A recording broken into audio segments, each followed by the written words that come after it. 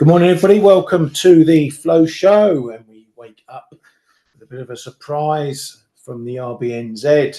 And we got a new governor nickname, RBNZ's Dubsby. We've changed his name from Hawksby to Dubsby after that performance. We always like a decent central banker name, and we've got a new one. Anyway, we'll talk about that shortly. Morning, Kate. Morning, Ryan. Morning, everybody. Yep, indeed. That was a pretty dovish one from new governor there. Yeah, very much so. Very much so. We'll go through all the details in a moment. First, we'll look at some data. And starting off in China, we had their LPR rate decision, keeping rates unchanged there, 3.5% on the 5-year and 3% on the 1 year. We had some data out of Japan as well, trade balance data, which this is, well, I don't know if this is June or July. That calendar says July, but another calendar ad says it's June. Anyway, all over the shop as usual for the trade balance stuff there. A lot of movement, both exports and imports down. Again, this could well be all related to all the trade stuff going on. There. So these numbers still remain pretty volatile. We also got core machinery orders, which came in a healthy 3% for June. We're expected to fall 0.4% month on month, year on year, coming in again healthy 7.6%, higher than the 5% expected and 4.4% previously. So good news out there, Japan. We've confirmed that Ueda is off to the hole. He'll be there this weekend. Still yet to see the full schedule of when and where and who's talking when. All we know is that Powell's on Friday. So we're still waiting for that to drop. But Ueda is going to be kitting up his air miles once again. Kay, thoughts on that Japanese data? We can't like the slowing inactivity on the trade balance. Also, it's really it was diving into the negative. Yeah, maybe still, trying to figure out what's happening in with those tariffs in those days. So we will. As we are saying with most of those trade data, we will see how they evolve over time. In the meantime, they still haven't found paper and pen to put the whole trade deal with Japan in writing. So it's all very much up in the air over there. Yeah, machinery orders, bit of an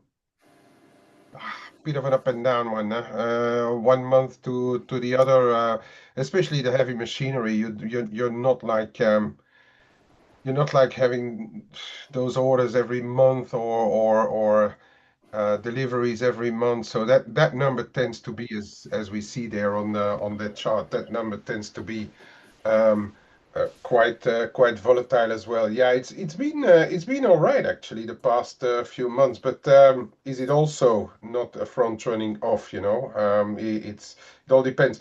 The good thing though, I must say, for those machinery orders, is that the Japanese heavy machinery is used also in quite a bit of the Asian continent, and even in Europe, I think. Companies like Komatsu, etc., they export quite a bit of their machinery all over the world, not only let's say to the US. Yeah, very much so. They got a very big diversified market for a lot of their stuff over there as well. Yeah, it's not all US stuff. Right, let's get over to those down under. The RBNZ, they cut 25 as expected, but the real dovish surprise was that the vote choice was whether they cut by 25 or 50, and 2 members voted for a 50. The rest, the other 4, voted for a 25. So not many people were expecting a 50 to pop its head up, but it did. So that was the dovish tilt there. That was added by their projections of a lower OCR seen over their forecast periods 2025, 26, or the quarters over 2025 and 2026. They came down, although CPI was raised higher, and that was one of the components, probably the least dovish thing of the whole lot. In the statement, they see inflation continuing to ease, but the OCR path will be data dependent. They say medium-term inflation pressures easing could allow for further cuts. They said the economy stalled in Q2. The future OCR path hinges on the recovery pace, and there's risks to the outlook on both sides. They say cautious household and business behaviour may weigh on growth, but say the recovery could accelerate as rate cuts fully feed through. But there's scope to lower rates further if inflation pressures ease. There's concern inflation could temporarily rise above the target band, and there's a good chance of 2 more 25 pip rate cuts. Governor Dubsby says the OCR prediction troughs around 2.5%, which is consistent with further cuts, and the next 2 meetings are live, though no decisions have been made. The pace of cuts depends on the data. If caution persists among businesses and consumers, more policy action is possible. The past 250 basis points of easing will support growth. They're also comfortable with the New Zealand dollar's decline. That vote was the first time they've had such a split vote. And he says the OCR is no longer restrictive, but the neutral view is unchanged. So very much a dovish tilt. Kiwi's been clobbered over that. I had a little go. I parked up some orders overnight. I've already got out of those. This was the zone I was looking at. Fortunately, I kept it small because of the risk of anything dovish happening when I was asleep. So I'm out of that at the moment. But we've got what's looking like a decisive break around this 58, 40, 70 zone. It's already shown a bit of resistance in the 30s.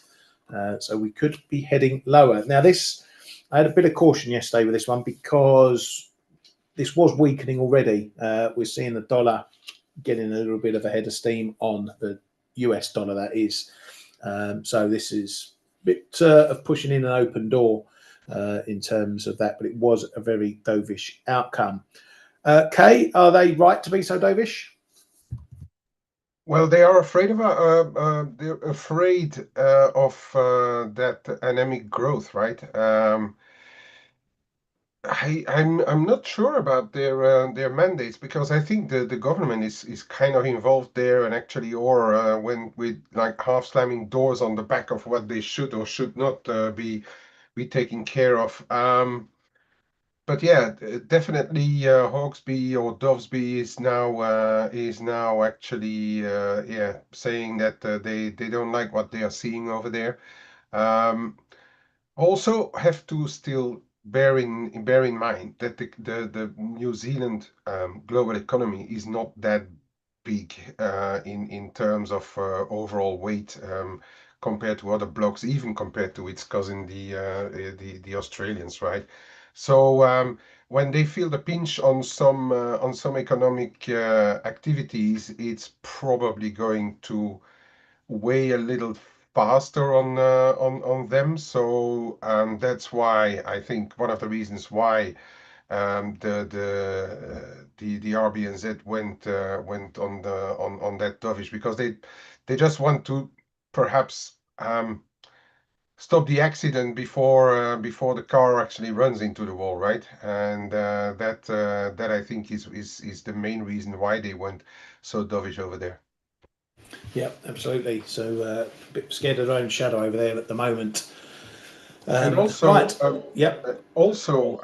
as you were saying about this move that we saw, since you are on the Kiwi dollar there again, and that is exactly what I said like just a minute ago. We have to understand that the Kiwi market is not a very big market, okay? And I know this kind of from experience when I was covering those things, and when I was sitting at banks, is far from a done thing when you need to shift a decent amount of Kiwi dollar, and all of that is now responsible for this kind of move as well. It could easily return 50, 60 points higher just because the same kind of amount goes through. So we need to bear that in mind when people want to have like New Zealand dollar positions. Is not the same. Far from having a euro dollar or cable or even Aussie dollar in position. Yeah, and but this one could also be in a lot of trouble if Powell's not dovish Yeah, on Friday. We could be down at the 57s pretty quickly in yeah, this one, yeah. and even more. So you need to be careful. It's still in an uptrend. Okay, it's still holding this move up. We're only coming down to the 50 fib at the moment. Longer, we've got this up move. So it's still, for the year, it's still looking decent, but it can all flip around on a heartbeat, and we could be heading much lower if Powell isn't dovish on Friday. So be careful if you're looking to buy the dip. Know where the risk points lie. That's with Powell. Right, over to the UK and the CPI data. Surprise, surprise, hotter than expected. CPI up to 3.8% versus 3.7% expected. Also, the core up to 3.8%. So we're looking much hotter all round there. CPI, RPI, everything coming in hotter, which is no real surprise for that one. Further pressure on the Bank of England, of course. Market really rubbing out any remaining hopes of a cut at the next meeting and reducing that for further out as well, though there wasn't much to squeeze out of that trade further on that. A data point from UK can't pass without there being an error in it, which the ONS, they found an error in the data. It was a minor error though, and it had no impact on any of those numbers, but still they still found an error. It really is an absolute shit show, these lot. As we reported yesterday, Friday's retail sales data has been punted to the 5th of September because they copped that up as well. Germany, we had some price data there and things still looking weak. PPI coming in minus 0.1% on the month and down 1.5% more than expected on the year. So we had seen a little bit of a recovery in inflation, but it looks like things are going back to being soft over there. Riksbank, they kept rates unchanged as expected at 2%, so nothing to worry about there. Kay, anything from that or the governor? No, possible another cut, but no commitment. Very much in the middle of the road, I would say. I haven't taken anything from it to really think that there's a big trade in there. Yeah, undovish and whatever you want. Yeah, cool. Moving on. Lagarde was out. She decided to take a little break from her sunbed, saying that recent trade deals have alleviated, but certainly not eliminated the global uncertainty. Then she quickly got back in her book. We had some data out yesterday from the US and Canada. Firstly, housing starts and building permits. Housing starts coming in much hotter than expected, which was very good news. Building permits had a little bit of a miss, but no harm, no foul there. Overall, still got a housing market that isn't showing any real problems at the moment. Canada CPI, headline CPI came in roughly as expected, depending on what calendar you're looking at. It was either going to pull back to 1.8 or 1.7%, which it did, come in at 1.7%. So that was 2 down over last month. The Bank of Canada's core number also came in softer, 2.6% versus 2.7%. However, some of the other measures were there or thereabouts. Some a little bit softer, some unchanged. So this common number was expected to rise, came in unchanged. This median went up a pip, and this one came in unchanged. Overall, I don't think there's much here for the Bank of Canada. They will be looking at that headline number, but the core isn't moving alongside that as well, so it sort of balances out a bit. Capital Economics, though, think that softer core inflation data brings a September cut back into the fold, as they say. Current rate odds for their next meeting stand at 61% probability of them cutting at that meeting. Anything you took from that data, mate? Yeah, soft-ish, just enough to tip the Canadian dollar over the edge. But I think it's already the market was already leaning that side, and I don't think unless a hotter than expected, I don't think the market would have changed tack. I'm not sure it's changing much for the Bank of Canada. There's still going to be other data coming out before the 17th of September, and actually. That's going to be a funny day because we will have the Bank of Canada and the Fed on the same day. So get ready for a bit of dollar cat moves. Put that in your diary for that day. So nah, I don't think it changes a lot, but we know, just as a reminder, we know that McClem, the stiffer, he likes to lean a bit to the dovish side. So that has probably given the market some food to continue to add to pressure on the Canadian dollar. Oh, yeah, and although this chart doesn't show it, yesterday's move going back to 1.7%. I think for them to really get pushed to the dovish side, they'll want to see that headline inflation coming down even more. Otherwise, it is at risk of maybe going a bit sideways. But again, their core numbers still fairly elevated. So if they start going down as well, which they should do if headline inflation stays around that sort of level, it should drag core down a bit later on. Then that will push them more to the dovish side. Fed's Bowman had a little bit of a waffle yesterday. Not much on monetary policy or anything. She was quizzed on Bloomberg TV as to what she's going to be looking at in terms of going for the Fed chair, and she says that she is focused on her current role, so not giving much away on that. Trade stuff. The EU has apparently sent back its draft trade joint statement to the United States. So they're working on things still over there. They say that contacts between EU's Sefcovic and US's Greer and Lutnick are ongoing. So we're still trucking through all that. Still got all these trade deals being put together and finalised and whatnot. Mexico is apparently going to propose a joint steel committee with the US to help bolster relationships. Steel tariffs or more steel tariffs was something that Trump touted about the other day as well, of which Mexico has a big hand in that. US Treasury Secretary Bessent believes that there will be a meeting between Putin and Zelensky, who he's also talking on trade. Says we're pushing back on countries around the world on digital services tax. This has been one of the big features of the US-EU talks, is that the EU were looking at digital service taxes, but that's created a bit of a bum fight, which they may dial back on, we shall see.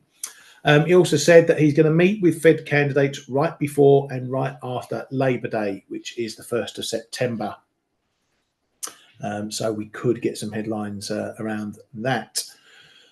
Trump, never far from a mic, speaking on a possible Putin-Zelensky meeting, says we will let them meet first. If you recall that following all the stuff over the weekend, earlier this week, there was talks of a trilateral meeting, which I think is what Zelensky would prefer, but it looks like Trump might be pushing for those two to meet first. He says his Putin relationship matters only if we get things done. He hopes Putin will be good. If not, it will be a rough situation. Says Zelensky has to show flexibility also. But Putin and Zelensky are apparently getting along better than expected. But then he says it's possible Putin doesn't want to make a deal, and we'll find out about that in the next couple of weeks. On this securities guarantee stuff, it says France, Germany, and the UK want boots on the ground in Ukraine, but you have my assurance that there will be no US boots on the ground. Though, despite saying that, comments from the White House suggest that the US may look to offer air support amid those security guarantees, which would be not boots on the ground, there'll be boots in the air. And he also said that Ukraine is going to get a lot of land. As we know, that's the ongoing saga, going to be the main point of any negotiations. That's it on the news front. Unless you've got anything else, Kay? No, I think you covered everything. It was quite funny though that Trump felt the need to call Orban on the Ukraine EU membership because we know that Orban is very opposed to all of that. He's playing a bit the bad cop in Europe. I don't understand why he needed to have a call with Orban, but yeah, that's the Trump for you there as well, I guess. Yeah, but it has been touted that a meeting with next Putin-Trump meeting, I think, could be in Budapest. So maybe he was looking to book a hotel or something. Who knows? Okay. And he wants a special rate? Yeah, but he wants his palace. But yeah, so that might have been one of the reasons. But yeah, I think Hungary's been the sticky point, hasn't it, with the Ukraine Oh yeah, potentially joining Orban. EU. So Orban is yeah. known for for being the bad cop in Europe and rather leaning towards the east than west of Hungary. Yeah, exactly. Right, so we've not got a lot coming up through the rest of the day in terms of data points. We do have a 20-year auction later, and we do have Fed minutes and Waller speaking amongst whoever else might pop up to a mic. Bostic speaking as well, but he's pretty much spoken every day for the last 2 weeks.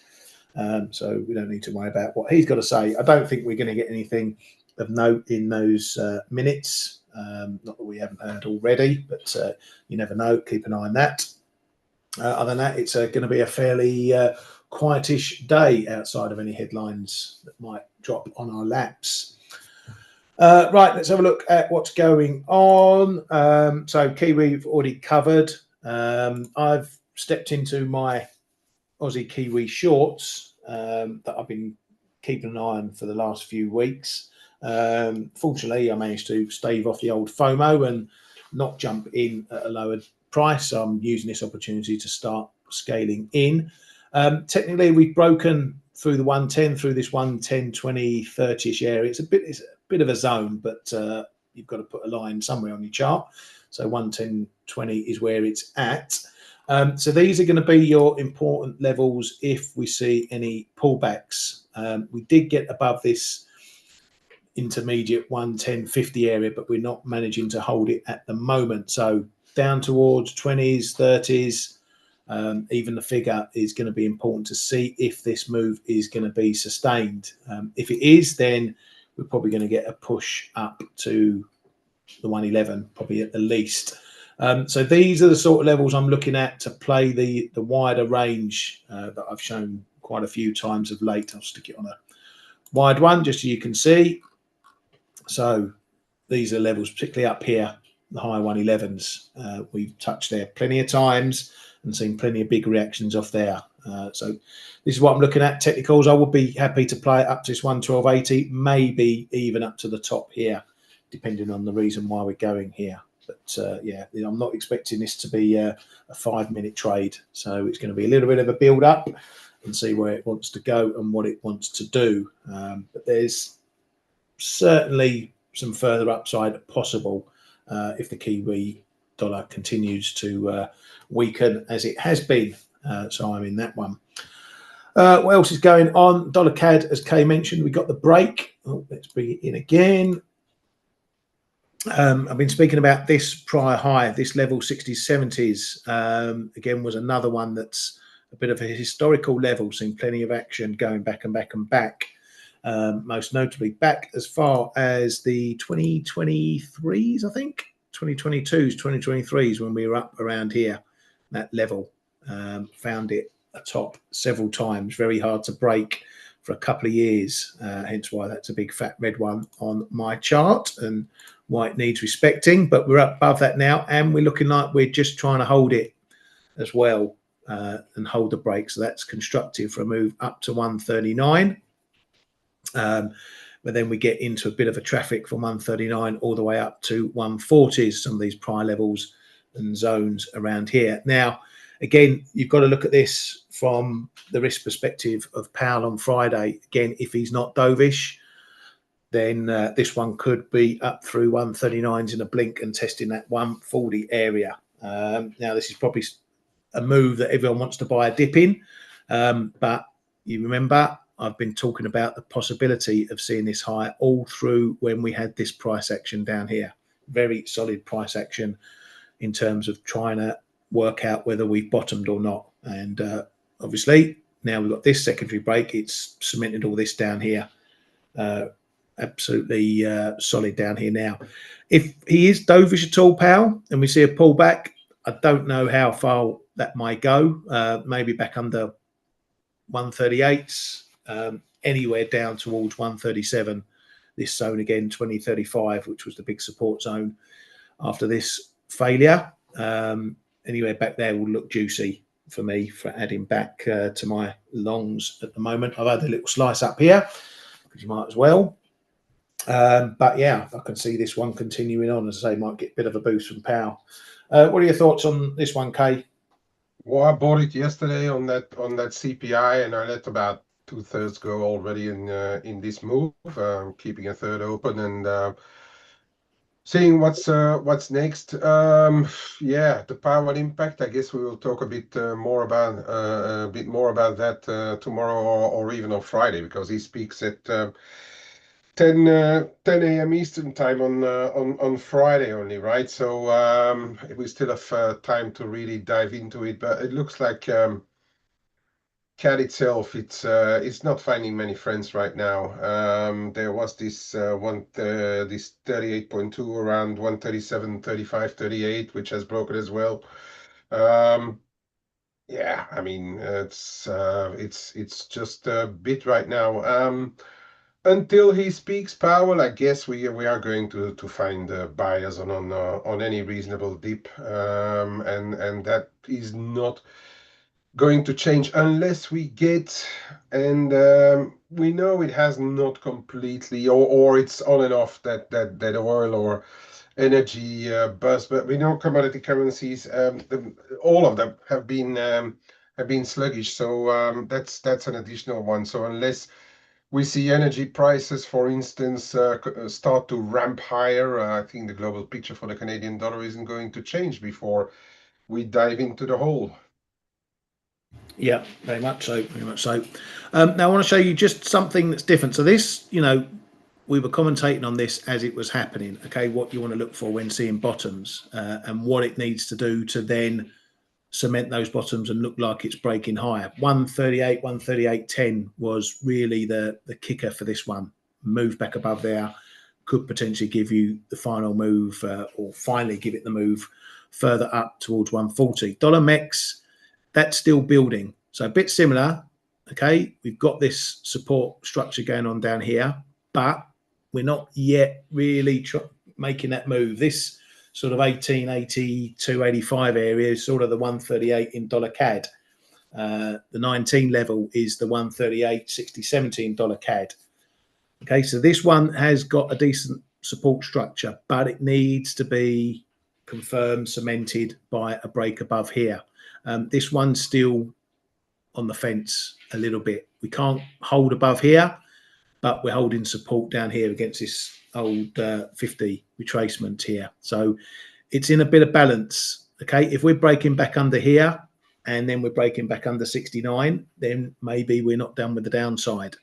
Okay, it needs to get and hold above this 85 level, and then we need to see what happens at 19. So two pictures similar over the same sort of time period, but one might be moving, dollar CAD. The other is still taking its time. But if you were looking at all these levels previously and getting into longs, you're still looking constructive, but you need it to do more before you can think about, maybe moving up stops, which is exactly what I'm going to be doing.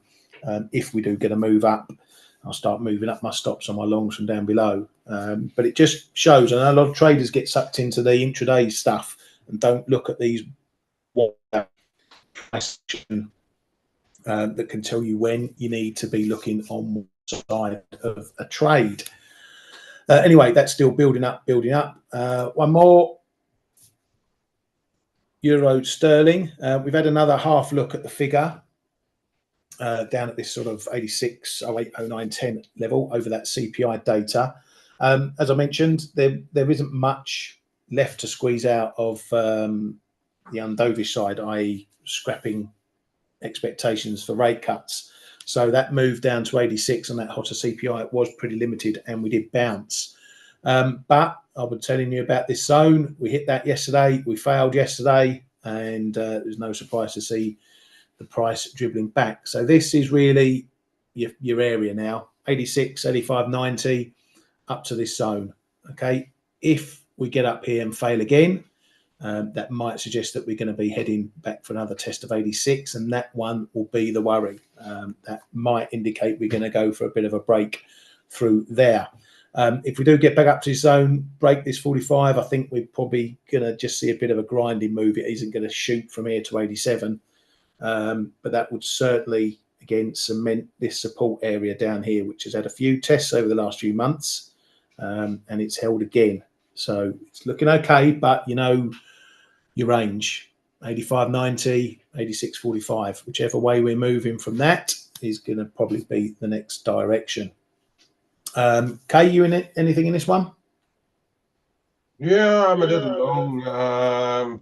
Just ahead of that support there around 86, 85, 90. I was like thinking that, oh, could we get a break actually of this at one stage? But then, if you look back at really the situation over here, I don't think it's really warranted that sterling should be strengthening a lot. I don't want to trade the dollar because of what's coming, but it does seem that cable also is finding resistance a bit quicker. But euro sterling is like the granddad's currency pair perhaps. But no, I think it could really build a nice base around there. And the good thing about some trades is that the stop is clear. If it goes down below that double, triple, try lower there, it's no good to hold it. So I mean that's a clear one. So that's all right. I mean, yeah, I'm a little long in that one too. Yep, cool beans. Okay, mate, I'm going to bounce it over to you. Yeah, It could be another early show today. could be, yeah, because I don't really have that much. If you look at all those ranges, there's not really too much to look at. Let me just put it up there. Let's make Brand happy, huh, first of all. Cable. Just ahead of the CPI overnight, we went down here to this. Yesterday, I spoke to you about below that 134.90. There would be another support coming in around. If you see here, 134 and a half, 134.60, 65. We hit it below. We hit it before, and then the CPI obviously dragged it back up. But we are already stalling ahead of that little resistance zone that starts around 135.20, which is relatively close to where we are now. And then we have a little more to go, 35.40, 45 on the cable. If you look at how the dollar in general behaves, which is, it's called a little better than yesterday at the start of the day, it does seem that we may find rally sellers in cable as well, unless we hear something different. But also know that now we are starting to get into that field ahead of Jackson Hole. Yes, we do have numbers out tomorrow, including in the States. We will have the Philly Fed, the jobless claims, so the services PMIs, etc. So that's going to be a mover as well. But today, still, we had the main news out, right? We had the UK CPI, and there's very, very little to stick our teeth in the US session. So I'm going to call again a bit of a rangy picture here. And again, I would be surprised if we move too much above this 135.40, and equally, um, if we can get under that 134.50, 60. So that's my range for the day.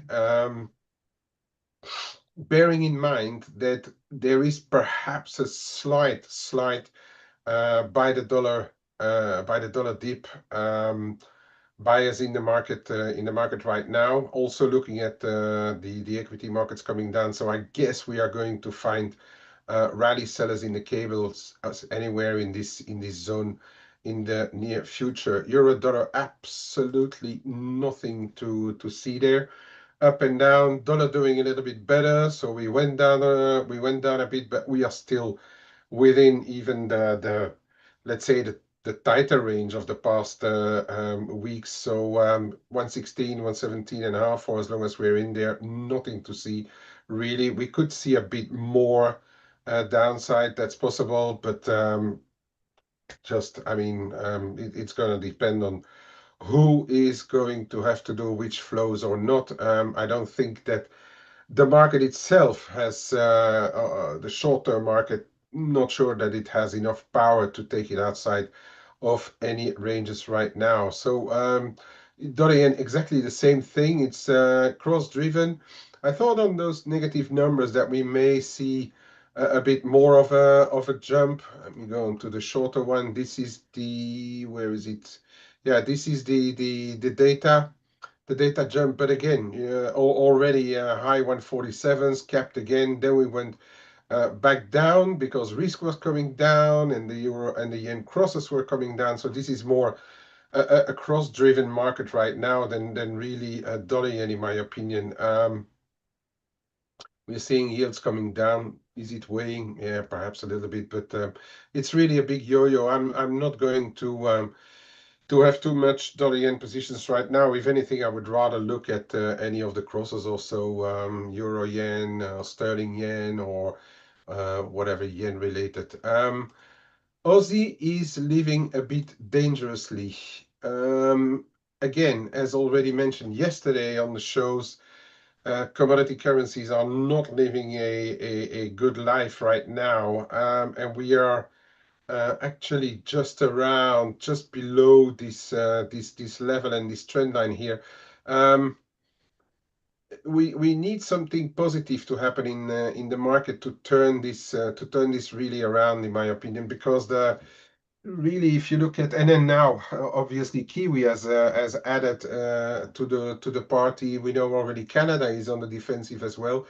Well, the Aussie is no different. And imagine that we are seeing a bit more, that we would see a bit more um, risk of or a bit weaker risk, like lower equity markets. That's for sure not going to help stuff like the Aussie. So for as long as we are, but this is a bit close to comfort, right? 64.40. But I would look at here, this zone here between 55, 65, 70.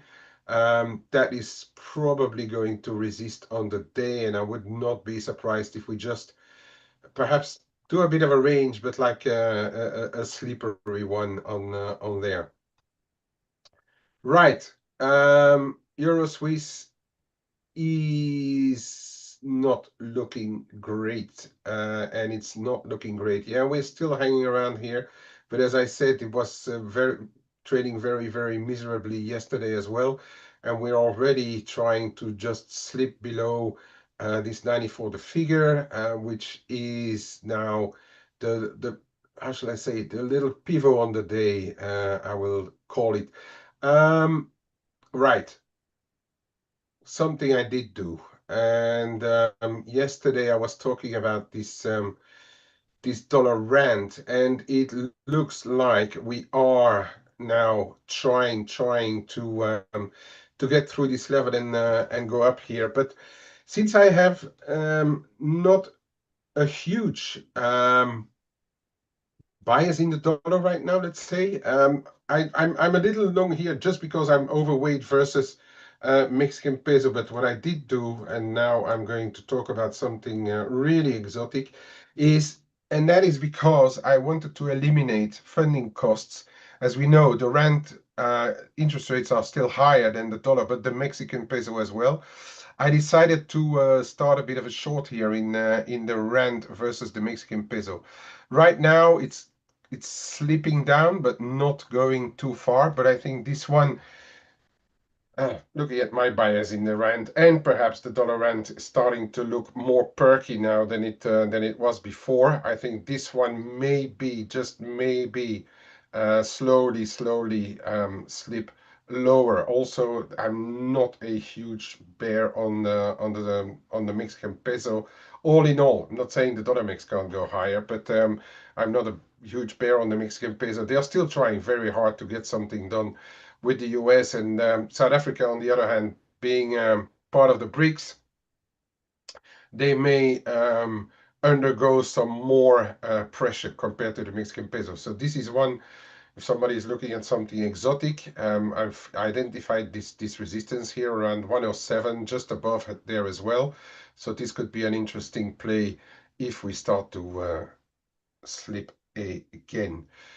And what else? Well, looking at those minor pairs, Adam and I in the room, we have entered a bit of a short play on the dollar Norway for as long as we are below, first of all, this little zone here, 731, 732, and then secondly, those two spikes here. If those spikes, if those highs give way, it's probably on our way to 1060 again.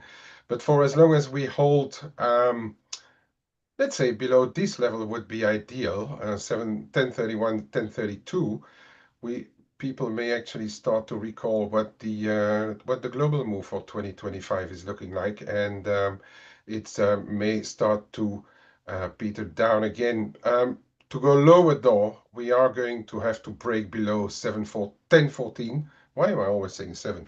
1014, 1017 here. If we start to get back below there, I know there's still a big traffic zone there, but to me, if we start to get back below there, there's a chance to slip. Sterling Aussie, Fred. Pop. I did. I think I had Sterling Aussie on this one before. Let me just look at it. Let me just look at it. Which one I had? It's not on this one. I know I had Sterling Aussie somewhere. Nah. Where was it? Oh, I knew I have it somewhere. Oh, here we are. Sterling Aussie. Well, yeah, that's two currencies that I don't particularly like, but we are coming. We have, first of all, we have broken back above a resistance here, which was around 209-ish. It's still looking extremely big, but look at those tops here around 210, 25, 35. Stretch it to. No, it's actually right on. The 50% of this whole move from April down is right on those 1, 2, 3, 4, 5, 6, 7 tops.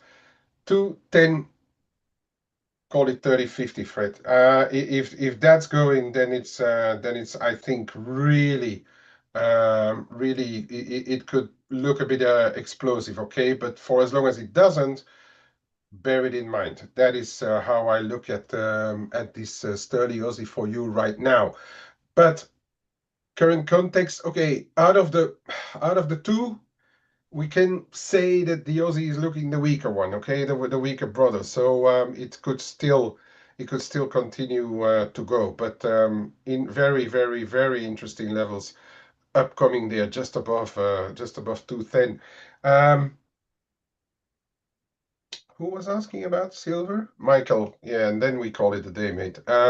Yeah, just showing you that gold is testing that or has tested that support I was telling about, right? 33, call it 0510.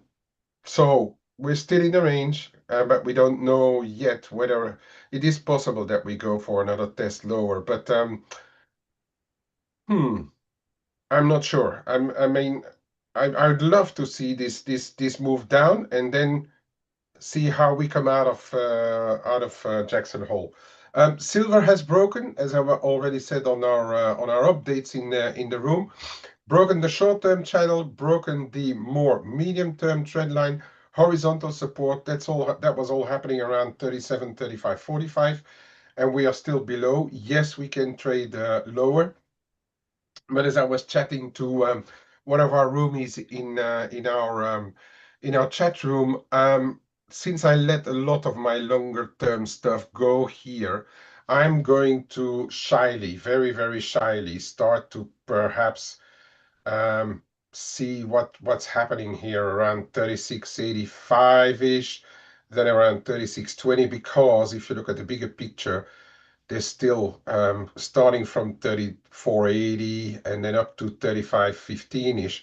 The big break is still intact. That's the long term. On the short term, it is possible that we are going to go to see low 36s, perhaps even mid 35s, okay? But for the long term, I don't think anything changes. But silver is a different play for me. It's not something that I'm doing on the short-term basis. So I'm rather looking at the big levels and where I am going to be possibly wrong with add-ons also, but that's a $2 move here. But yes, short term, it is looking like we can go a bit lower. Aussie Cat Joao, are you joking? By the way, people I know, Joao, and I know it's two currencies which are really getting sold, and I don't know where I would even begin to look at Aussie CAD really. It's looking well. It's coming down because of the Aussie probably, but um, well, you have your the quit level then for you, Joao. No, but seriously, no, I'm not looking to do anything in there. But 88, 89 the figure, 88.90, mate. If that breaks, then it's probably going to trade lower. Whoops. But I am not sure it actually will break. I'd rather see something like this continuing because I think both are not too far from each other in terms of in terms of strength and weakness. Joao. All right, that's it for me. Back over to you, Ryan. Thanks, everybody. Thanks very much, mate. Good stuff as always. Thank you, everyone, for coming to the Flow Show. Trade safe. Take care. Watch out for any headlines dropping. And we'll see you all tomorrow. Have a great day, everyone.